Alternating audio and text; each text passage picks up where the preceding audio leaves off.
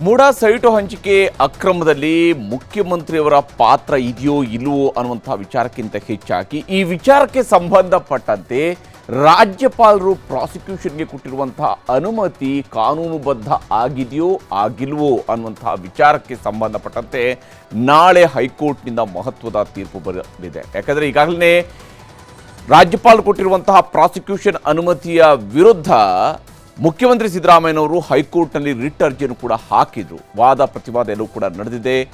ತೀರ್ಪು ಕಾಯ್ದಿರಿಸಿದಂತಹ ಹೈಕೋರ್ಟ್ ನಾಳೆ ತೀರ್ಪನ್ನು ಪ್ರಕಟಿಸಲಿದೆ. ಇಲ್ಲಿವರೆಗೂ ಸಿಎಂ ವಿರುದ್ಧದ ಪ್ರಾಸಿಕ್ಯೂಷನ್ ಪ್ರಕರಣದಲ್ಲಿ ಏನೇನು ನಡೆದಿದೆ ಅನ್ನುವಂತಹ ವಿಚಾರಕ್ಕೆ ಸಂಬಂಧಪಟ್ಟಂತಹ ಸಮಗ್ರ ವರದಿಯನ್ನು ನಿಮ್ಗೆ ಕೊಡ್ತೀನಿ.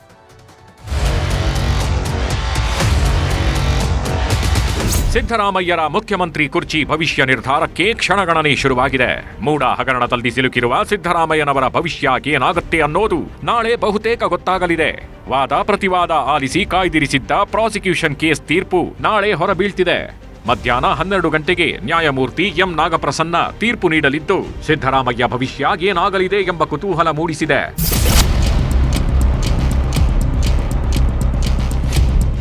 ಮೈಸೂರು ನಗರಾಭಿವೃದ್ಧಿ ಪ್ರಾಧಿಕಾರ ಸೈಟು ಹಂಚಿಕೆ ಹಗರಣದಲ್ಲಿ ರಾಜ್ಯಪಾಲರು ಪ್ರಾಸಿಕ್ಯೂಷನ್ಗೆ ಅನುಮತಿ ನೀಡಿರುವುದನ್ನು ಪ್ರಶ್ನಿಸಿ ಸಿದ್ದರಾಮಯ್ಯ ಹೈಕೋರ್ಟ್ ಮೆಟ್ಟಿಲೇರಿದ್ರು. ದೂರುದಾರರ ಪರ ವಕೀಲರು, ರಾಜ್ಯಪಾಲರ ಪರ ವಕೀಲರು ಹಾಗೂ ಸಿಎಂ ಸಿದ್ದರಾಮಯ್ಯ ಪರ ವಕೀಲರಿಂದ ಸೆಪ್ಟೆಂಬರ್ 12ರಂದು ಅಂತಿಮ ವಾದ ಪ್ರತಿವಾದವನ್ನ ಆಲಿಸಿ ತೀರ್ಪು ಕಾಯ್ದಿರಿಸಿದ್ರು. ಈ ಮಹತ್ವದ ತೀರ್ಪು ನಾಳೆ ಹೊರಬೀಳ್ತಿದೆ. ಹಾಗಿದ್ರೆ ಇಲ್ಲಿವರೆಗೂ ಮೂಡಾ ವಿಷಯದಲ್ಲಿ ಆಗಿರುವ ವಾದ ಪ್ರತಿವಾದದ ಹೈಲೈಟ್ಗಳೇನು, ಜಡ್ಜ್ ಕೇಳಿದ ಅಷ್ಟ ಪ್ರಶ್ನೆಗಳೇನು ಅಂತ ನೋಡೋಣ. ಒಂದು ಬಾರಿ ಭೂಸ್ವಾಧೀನ ಅಂತಿಮವಾದ್ರೆ ಮುಗೀತು. ಬದಲಿ ಜಮೀನಿಗೆ ಡಿನೋಟಿಫೈಗೆ ಅವಕಾಶವಿಲ್ಲ. ಪರಿಹಾರದ ಹಣಕ್ಕೆ 9% ಬಡ್ಡಿ ಪಡೆಯಬಹುದಷ್ಟೇ. ಮೂಡಾ ಹೆಸರಿನಲ್ಲಿದ್ದ ಜಮೀನು ಡಿನೋಟಿಫೈ ಆಗಿದೆ. ಇದು ಪ್ಲಾನ್ ಮಾಡಿದ ಅಕ್ರಮ. ಸಿಎಂ ಅಧಿಕಾರ ದುರ್ಬಳಕೆ ಆಗಿದೆ ಅಂತ ದೂರುದಾರ ಸ್ನೇಹಮಯಿ ಪರ ವಕೀಲ ರಾಘವನ್ ವಾದ ಮಂಡಿಸಿದ್ರು. ದೂರುದಾರ ಪ್ರದೀಪ್ ಪರ ಪ್ರಭುಲಿಂಗ ನಾವದಗಿ ವಾದ ಮಾಡಿದ್ರು. ಸಿದ್ದರಾಮಯ್ಯ ಪ್ರಭಾವಿ ನಾಯಕ, ಪ್ರಭಾವ ಬೀರಿದ್ದಾರೆ. ಮೂಡಾದಲ್ಲಿ ಸಿಎಂ ಮತ್ತು ಅವರ ಪುತ್ರ ಅಧಿಕಾರ ಬಳಸಿದ್ದಾರೆ. ಸಂವಿಧಾನದ 163ರ ಅಡಿ ಸಿಎಂ ಕೂಡ ಕ್ಯಾಬಿನೆಟ್ ಭಾಗವಾಗಿದ್ದು ಪ್ರಾಸಿಕ್ಯೂಷನ್ ವಿಚಾರದಲ್ಲಿ ಸಿಎಂ ಪರ ಸಂಪುಟ ನಿರ್ಧಾರ ಮಾಡಿದ್ದು ಸರಿಯಲ್ಲ. ಮೂಡಾ ಹಗರಣ ನಡೆದಿದೆ, ಸಮಗ್ರ ತನಿಖೆ ಅಗತ್ಯವಿದೆ ಅಂತ ನಾವದಗಿ ವಾದಿಸಿದ್ರು. ಸಿಎಂ ಪುತ್ರ ಆಗಿದ್ದ ಮೂಡಾ ಸಭೆಯಲ್ಲಿ ಒಪ್ಪಿಗೆ ನೀಡಲಾಗಿದೆ. ಸಿಎಂ ಪತ್ನಿಗೆ 2021ರ ನವೆಂಬರ್ 25ರಂದು ಹಕ್ಕು ಬಿಡುಗಡೆಯಾಗಿದೆ. ಸಿಎಂ ಪತ್ನಿಗೆ ಬದಲಿ ನಿವೇಶನ ಹಂಚಿಕೆ ಮಾಡಲಾಗಿದೆ. ಯಾವುದೇ ಜಮೀನು ಕಳೆದುಕೊಳ್ಳದೆ ಪರಿಹಾರ ಸಿಕ್ಕಿದೆ. ಸಬ್ ರಿಜಿಸ್ಟ್ರಾರ್ ಕಚೇರಿ ಬಿಟ್ಟು ಬೇರೆ ಕಡೆ ಖಾತೆ ಆಗಿದೆ ಅಂತ ದೂರುದಾರ ಟಿಜೆ ಅಬ್ರಹಾಂ ಪರ ವಕೀಲ ರಂಗನಾಥ್ ರೆಡ್ಡಿ ವಾದ ಮಾಡಿದ್ರು. 17A ಬಳಕೆ ಬಗ್ಗೆ ಸುಪ್ರೀಂ ಕೋರ್ಟ್ ತೀರ್ಪು ನೀಡಿದೆ. ಸಿಎಂ ವಿರುದ್ಧ ರಾಜ್ಯಪಾಲರು ವಿವೇಚನೆ ಬಳಸಿ ತನಿಖೆಗೆ ಕೊಟ್ಟಿದ್ದು, ತನಿಖೆಯಾಗಿ ಸತ್ಯ ಹೊರಬರಲಿ, ಸರಕಾರಕ್ಕೆ ಭಯ ಯಾಕೆ? ಮೂಡಾದಲ್ಲಿ ಹಗರಣ ನಡೆದಿದೆ ಅಂತ ಸರಕಾರ ಒಪ್ಪಿದೆ. ಅದಕ್ಕೆ ಅಧಿಕಾರಿಗಳ ವರ್ಗಾವಣೆ ಅಮಾನತ್ತು ಮಾಡಿದ್ದು ಅಂತ ರಾಜ್ಯಪಾಲರ ಪರವಾಗಿ ತುಷಾರ್ ಮೆಹ್ತಾ ವಾದ ಮಂಡಿಸಿದ್ರು. ಮೂವರು ದೂರುದಾರರು ಹಾಗೂ ರಾಜ್ಯಪಾಲರ ವಕೀಲರಿಗೆ ಹೈಕೋರ್ಟ್ ವಾದ ಮಾಡಲು ಅವಕಾಶ ಕೊಟ್ಟಿತ್ತು. ಜೊತೆಗೆ ಸಿಎಂ ಪರವಾಗಿ ಅಭಿಷೇಕ್ ಮನು ಸಿಂಘ್ವಿ ಮತ್ತು ಸರ್ಕಾರದ ಪರ ರವಿವರ್ಮಾ ಕುಮಾರ್ ಅವರಿಗೂ ಹೈಕೋರ್ಟ್ ಅವಕಾಶ ಕಲ್ಪಿಸಿತ್ತು. ಸಿಎಂ ಸಿದ್ದರಾಮಯ್ಯ ಪರವಾಗಿ ಅಭಿಷೇಕ್ ಮನು ಸಿಂಘ್ವಿ ವಾದ ಮಾಡಿದ್ರು. ಸಿಎಂ ಪಾತ್ರ ಸಹಿ ಇದೆಯಾ ಅಂತ ರಾಜ್ಯಪಾಲರು ತಿಳಿಸಿಲ್ಲ. 23 ವರ್ಷಗಳಲ್ಲಿ 23 ಅಧಿಕಾರಿಗಳು ಭಾಗಿಯಾಗಿದ್ದಾರೆ. ಶಶಿಕಲಾ ಜೊಲ್ಲೆ, ಜನಾರ್ದನ ರೆಡ್ಡಿ, ಮುರುಗೇಶ್ ನಿರಾಣಿ, ಕುಮಾರಸ್ವಾಮಿ ಕೇಸ್ಗಳಲ್ಲಿ ರಾಜ್ಯಪಾಲರು ತನಿಖೆಗೆ ಒಪ್ಪಲಿಲ್ಲ. ಅವರನ್ನ ಬಿಟ್ಟು ಸಿಎಂ ವಿರುದ್ಧ ಮಾತ್ರ ಆರೋಪಿಸಿದ್ದಕ್ಕೆ ತನಿಖೆಗೆ ಸೂಚಿಸಿದ್ದಾರೆ. ಖಾಸಗಿ ದೂರಿಗೆ ಒಪ್ಪಿದ್ದರಿಂದ 17A ಅನ್ವಯಿಸೋದಿಲ್ಲ ಅಂತ ಹೇಳಿದ್ರು. ಸರ್ಕಾರದ ಪರ ರವಿವರ್ಮ ಕುಮಾರ್ ವಾದ ಮಾಡ್ತಾ ಜುಜುಬಿ ಸೈಟಿಗೆ ಸಿಎಂ ಕುಟುಂಬ ಹೀಗೆಲ್ಲ ಮಾಡಿಲ್ಲ. ಸಂಬಂಧಿಕರು, ಅಧಿಕಾರಿಗಳು ಅಸೂಯೆಯಿಂದ ಇದೆಲ್ಲ ಆಗಿದೆ. ಜನಪ್ರಿಯ ನಾಯಕನ ವಿರುದ್ಧ ಗವರ್ನರ್ ಅನುಮತಿಸಿದ್ದು ತಪ್ಪು. ದೂರುದಾರರ ಇತಿಹಾಸನೂ ಸರಿಯಿಲ್ಲ. ಹಲವು ಕೇಸ್ಗಳಿವೆ. ಇದೆಲ್ಲ ರಾಷ್ಟ್ರಪತಿ ಆಡಳಿತ ಜಾರಿ ಮಾಡುವ ಹುನ್ನಾರದಂತಿದೆ ಅಂತ ಹೇಳಿದ್ರು. ಎಲ್ಲರ ವಾದ ಪ್ರತಿವಾದ ಆಲಿಸಿದ್ದ ಹೈಕೋರ್ಟ್ ನ್ಯಾಯಮೂರ್ತಿ ಎಂ ನಾಗಪ್ರಸನ್ನ ಪೀಠ ಎಲ್ಲರಿಗೂ ಅಷ್ಟ ಪ್ರಶ್ನೆಗಳನ್ನ ಹಾಕಿತ್ತು. ಯಾವ ಸಚಿವ ಸಂಪುಟ ಸಿಎಂ ಪ್ರಾಸಿಕ್ಯೂಷನ್ಗೆ ಅನುಮತಿಸುತ್ತೆ ಹೇಳಿ? ಹಾಗಾಗಿ ತಾರತಮ್ಯದ ಪ್ರಶ್ನೆ ಸೃಷ್ಟಿಯಾಗಲ್ಲ. ಹೋಗ್ಲಿ, ಸಿಎಂ ಪಾತ್ರ ಏನಿದೆ, ಎಷ್ಟಿದೆ ಅಂತ ಯಾರೊಬ್ಬರೂ ಸಮಗ್ರವಾದ ಅಂಶಗಳನ್ನ ಯಾಕೆ ನೀಡಿಲ್ಲ? ಸಚಿವ ಸಂಪುಟದ ಶಿಫಾರಸು ಪಾಲಿಸದಿದ್ದಾಗ ರಾಜ್ಯಪಾಲರು ಹೆಚ್ಚಿನ ಕಾರಣ ನೀಡಬೇಕಾ? ಸಿಎಂ ಪುತ್ರ ಮೂಡಾ ಸಭೆಯಲ್ಲಿ ಭಾಗಿಯಾಗಿದ್ದರೆಂಬ ಆರೋಪವಿದೆ. ಇದು ಸುಳ್ಳ? ರಾಷ್ಟ್ರಪತಿ ಆಳ್ವಿಕೆ ಹೇರಿದ ಪ್ರಕರಣಗಳು 17A ಕೇಸ್ಗಿಂತ ಗಂಭೀರವಲ್ಲವೇ? ರಾಜ್ಯಪಾಲರು ಸಚಿವ ಸಂಪುಟದ ಶಿಫಾರಸು ಪಾಲಿಸಲೇಬೇಕು ಅನ್ನೋ ನಿಯಮ ಎಲ್ಲಿದೆ? ಪೊಲೀಸ್ ಅಧಿಕಾರಿ ದೂರು ಸ್ವೀಕರಿಸದಿದ್ದರೆ ಏನು ಮಾಡಬೇಕು? ಖಾಸಗಿ ದೂರುದಾರರಿಗೆ ಇರುವ ಮಾರ್ಗ ಯಾವುದು? ಸ್ವಾಧೀನದಲ್ಲಿ ಮಾಲೀಕರು ಇದ್ದಿದ್ದು ನಿಜವಾದ್ರೆ ಮೂಡಾ ಲೇಔಟ್ ರಚಿಸಲು ಹೇಗೆ ಬಿಟ್ರಿ? ಯಾಕೆ ವಿರೋಧಿಸಲಿಲ್ಲ? ಹೀಗೆ ವಾದ ಪ್ರತಿವಾದಗಳನ್ನೆಲ್ಲ ಕೇಳಿದ ನ್ಯಾಯಮೂರ್ತಿಗಳು ಅಷ್ಟ ಪ್ರಶ್ನೆಗಳನ್ನು ಎತ್ತಿದ್ರು. ಇದಕ್ಕೆಲ್ಲ ವಾದ ಪ್ರತಿವಾದದಲ್ಲಿ ಉತ್ತರ ಹುಡುಕಿ ತೀರ್ಪು ಕೊಡ್ತೀನಿ ಅಂತ ಆದೇಶ ಕಾಯ್ದಿರಿಸಿದ್ರು. ಈಗ ಮಂಗಳವಾರ ತೀರ್ಪು ಹೊರಬೀಳಲಿದ್ದು ಮುಖ್ಯಮಂತ್ರಿಗಳ ಪಾಲಿಗೆ ಮಂಗಳವಾರ ಶುಭ ಮಂಗಳವೋ ಅಮಂಗಳವೋ ಅನ್ನೋದು ಕೆಲವೇ ಗಂಟೆಗಳಲ್ಲಿ ಗೊತ್ತಾಗುತ್ತೆ. Bureau report, news 18. ಮೂಡಾ ಪ್ರಕರಣದಲ್ಲಿ ಹೈಕೋರ್ಟ್ ಏನು ಆದೇಶವನ್ನ ಕೊಡುತ್ತೆ, ರಾಜ್ಯಪಾಲರ ಪ್ರಾಸಿಕ್ಯೂಷನ್ ಅನುಮತಿಯನ್ನ ಎತ್ತಿ ಹಿಡಿಯುತ್ತಾ ಅಥವಾ ಅದನ್ನ ರದ್ದುಗೊಳಿಸುತ್ತಾ ಅನ್ನುವಂಥದ್ದು ಗೊತ್ತಿಲ್ಲ. ಆದರೆ ರಾಜ್ಯದಲ್ಲಿ ಹಗರಣಗಳ ಸದ್ದು ಮಾತ್ರ ಕಡಿಮೆ ಆಗುವಂಥ ಯಾವುದೇ ಲಕ್ಷಣ ಕಾಣಿಸ್ತಾ ಇಲ್ಲ.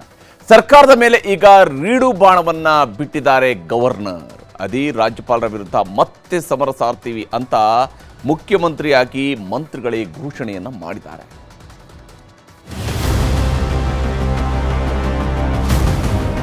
ಕ್ಷುಲ್ಲಕ ವಿಚಾರಗಳಿಗೂ ಕೂಡ ರಿಪೋರ್ಟ್ ಕೇಳಿದ್ರೆ ರಾಜ್ಯ ರಾಜಕಾರಣದಲ್ಲಿ ಗವರ್ನರ್ ವರ್ಸಸ್ ಗವರ್ನಮೆಂಟ್ ಕದನ ಜೋರಾಗಿದೆ. ಪ್ರತಿನಿತ್ಯವೂ ಒಂದೊಂದು ವಿವರಣೆ ಕೇಳಿ ರಾಜಭವನದಿಂದ ವಿಧಾನಸೌಧಕ್ಕೆ ಪತ್ರ ಬರುತ್ತಿದೆ. ರಾಜ್ಯಪಾಲರಿಗೆ ಟಕ್ಕರ್ ಕೊಡಲು ಸಂಪುಟ ಸಭೆ ನಿರ್ಣಯ ಅಸ್ತ್ರ ಬಳಸುವುದಕ್ಕೆ ಸರ್ಕಾರ ಸಜ್ಜಾಗಿದೆ.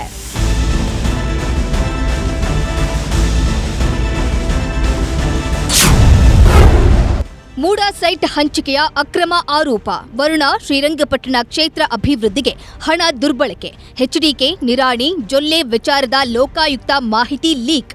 ಅರ್ಕಾವತಿ ಡಿನೋಟಿಫಿಕೇಷನ್ ಪ್ರಕರಣದ ಸಂಬಂಧ ರೀಡು ವರದಿ. ಮಲ್ಲಿಕಾರ್ಜುನ ಖರ್ಗೆ ನೇತೃತ್ವದ ಸಿದ್ಧಾರ್ಥ ವಿಹಾರ ಟ್ರಸ್ಟ್ಗೆ ಸಿಎ ನಿವೇಶನ ಹಂಚಿಕೆ.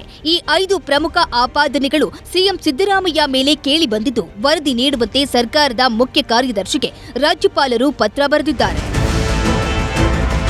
ಕಾಂಗ್ರೆಸ್ ಸರ್ಕಾರವನ್ನ ಗವರ್ನರ್ ಟಾರ್ಗೆಟ್ ಮಾಡ್ತಿದ್ದಾರೆ ಅಂತ ಕಾಂಗ್ರೆಸ್ ನಾಯಕರು ಹೋದಲ್ಲಿ ಬಂದಲ್ಲಿ ಹೇಳ್ತಿದ್ದಾರೆ.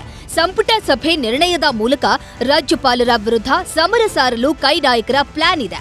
ಅದೇನಂತ ನೋಡೋದಾದ್ರೆ, ರಾಜ್ಯಪಾಲರ ವಿಚಾರದಲ್ಲಿ ದೆಹಲಿ, ಕೇರಳ, ಪಶ್ಚಿಮ ಬಂಗಾಳ ಸರ್ಕಾರಗಳ ರೀತಿ ಹೋರಾಟಕ್ಕೆ ಸಿದ್ದರಾಮಯ್ಯ ಸರ್ಕಾರ ಚಿಂತನೆ ನಡೆಸಿದೆ. ಶಾಸಕರ ಸಭೆ ಕರೆದು ನಾವೆಲ್ಲ ಒಂದೇ ಎಂಬ ಒಗ್ಗಟ್ಟಿನ ಹೋರಾಟದ ತಂತ್ರ ಹಣಿಯುವುದು. ವಿಪಕ್ಷ ನಾಯಕರ ವಿರುದ್ಧ ಹಗರಣಗಳನ್ನ ಬಯಲಿಗೆಳೆದು ತನಿಖೆಗೆ ಸಚಿವ ಸಂಪುಟ ಸಭೆ ನಿರ್ಣಯದ ಮೂಲಕ ರಾಜ್ಯಪಾಲರಿಗೆ ಒತ್ತಡ ಹಾಕೋದು.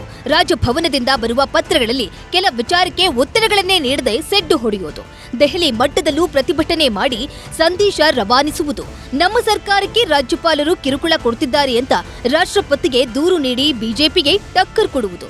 ಈ ಮೂಲಕ ಬಿಜೆಪಿಯೇತರ ಸರ್ಕಾರಗಳೇ ಗವರ್ನರ್ ಟಾರ್ಗೆಟ್ ಅಂತ ದೆಹಲಿ ಮಟ್ಟದಲ್ಲಿ ಬಿಂಬಿಸೋದಕ್ಕೆ ರಾಜ್ಯ ಕೈ ನಾಯಕರು ಅಸ್ತ್ರ ರೆಡಿ ಮಾಡ್ತಿದ್ದಾರೆ.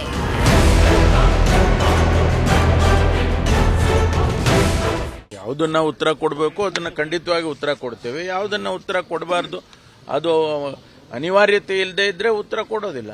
ಎಲ್ಲ ಕೊಡಲೇಬೇಕು ಎಲ್ಲವನ್ನು ಅಂತ ಏನಿಲ್ಲ. ಯಾವುದನ್ನ ಕೊಡಬೇಕು ಅನ್ನೋದ್ರ ಬಗ್ಗೆ ವೆಲ್ ಡಿಫೈನ್ಡ್ ಇದೆ, ಅದ್ರ ಬಗ್ಗೆ ಕೊಡ್ತೇವೆ. ಅದೇ ರಾಜ್ಯಪಾಲರು ಏನ್ ಮಾಡ್ತಾ ಇದಾರೆ ಅಂದ್ರೆ, ಈಗ ಬಿಜೆಪಿ ಅವರು ಹೋಗಿ ಏನ್ ಕೊಡ್ತಾರೆ ಅದೆಲ್ಲವನ್ನ CS ಅವರಿಗೆ ಅದ್ರ ಬಗ್ಗೆ ಮಾಹಿತಿ ಕೇಳ್ತಾ ಇದ್ದಾರೆ. ಈಗ ಸರ್ಕಾರ ಇದನ್ನ ಮುಖ್ಯಮಂತ್ರಿಗಳು ಕ್ಯಾಬಿನೆಟ್ ದಿಶೆಯಲ್ಲಿ ಅವಶ್ಯಕತೆ ಬಿದ್ದರೆ ಕ್ಯಾಬಿನೆಟ್ ನಲ್ಲಿ ಈ ಕುರಿತು ನಿರ್ಧಾರ ತೆಗೆದುಕೊಳ್ತಾರೆ. ಶಾಸಕರು ಸಚಿವರ ಸಭೆಯನ್ನಂತೂ ಸಿಎಂ ಕರೆದಿದ್ದಾರೆ. ಏನ್ ನಿರ್ಣಯ ಮಾಡ್ತಾರೋ ಗೊತ್ತಿಲ್ಲ. ಇದೆಲ್ಲದರ ಮಧ್ಯೆ ಬಿಜೆಪಿಯವರ ಮೇಲೂ ಸಿಎಂ ಸಿಟ್ಟು ಹೊರಹಾಕಿದ್ರು. 4 ವರ್ಷ ಅಧಿಕಾರದಲ್ಲಿದ್ದಾಗ ಸುಮ್ಮನಿದ್ದು ಈಗ ಯಾಕೆ ಪತ್ರ ಬರೆದಿದ್ದಾರೆ ಅಂತ ಗರಂ ಆದ್ರು. ಇದಕ್ಕೆ ಸಿಟಿ ರವಿ ಉತ್ತರಿಸಿದ್ದು ಹೀಗೆ: ಯಾಕೋ ಇದ್ರಲ್ರಿ, ಈಗ ಸಿಟಿ ರವಿ ಲೆಟರ್ ಬರೆದಿದ್ದಾರೆ. ಆಗ್ಯಾಕೆ ಅವರೇ ಮಂತ್ರಿ ಇದ್ರಲ್ಲ, ಆಗ್ಯಾಕೆ ಮಾಡಲಿಲ್ಲ? ಮಾಡಿ ಅಂತ ಹೇಳಿದೆ. ಬಿಜೆಪಿಯವರು ಮಾಡಲಿಲ್ಲ ಅವರು. ನಿಮ್ಮದು ಅವ್ರದ್ದು ಏನಿತ್ತೋ ಗೊತ್ತಿಲ್ಲ, ಮಾಡಿಲ್ಲ. ಈಗ ಮಾಡಿ. ನೀವು ಕೆಂಪಣ್ಣ ಆಯೋಗದ ವರದಿಯನ್ನು ಟೇಬಲ್ ಮಾಡೋದ್ರಿಂದ ಏನಾದ್ರು ಕಾನೂನು ಸುವ್ಯವಸ್ಥೆಗೆ ಧಕ್ಕೆ ಆಗತ್ತಾ? ಯಾರ ರಕ್ಷಣೆ ಮಾಡೋಕ್ಕೋಸ್ಕರ ಅದನ್ನು ಟೇಬಲ್ ಮಾಡ್ತಿಲ್ಲ? ಏನು ಭಯ? ಒಟ್ನಲ್ಲಿ ದಿನೇ ದಿನೇ ರಾಜ್ಯಭವನ, ರಾಜ್ಯ ಸರ್ಕಾರದ ನಡುವೆ ಸಂಘರ್ಷ ತಾರಕಕ್ಕೇರ್ತಿದ್ದು ಎಲ್ಲಿಗೆ ಹೋಗಿ ನಿಲ್ಲುತ್ತೋ ಏನೋ. Bureau report, news 18. ಕನ್ನಡಿಗರ ನೆಚ್ಚಿನ ನ್ಯೂಸ್ 18 ಕನ್ನಡ ಈಗ ವಾಟ್ಸ್ಆಪ್ನಲ್ಲೂ ಲಭ್ಯ. ಕರ್ನಾಟಕ, ದೇಶ ವಿದೇಶಗಳ 360 ಡಿಗ್ರಿ ಸುದ್ದಿಯ ವಿವರಗಳನ್ನ ನಿಮ್ಮ ಕೈ ಬೆರಳುಗಳಲ್ಲೇ ಪಡಿಲಿಕ್ಕೆ ಈ QR ಕೋಡ್ ಅನ್ನ ಸ್ಕ್ಯಾನ್ ಮಾಡಿ, ನಮ್ಮ ಚಾನಲ್ ಫಾಲೋ ಮಾಡಿ, ನೋಟಿಫಿಕೇಶನ್ ಆನ್ ಮಾಡಿ.